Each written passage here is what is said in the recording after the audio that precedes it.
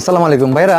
হাজারো কবুতর প্রেমী ভাইয়ের কিন্তু একটাই সমস্যা, কথা বলে যে ভাই আমার কবুতর ডিম দিচ্ছে না 1 মাস 2 মাস 3 মাস। এখন আপনি 2-3 মাস কবুতরকে বসায় খাওয়াটা কিন্তু আসলে বিরক্তিকর।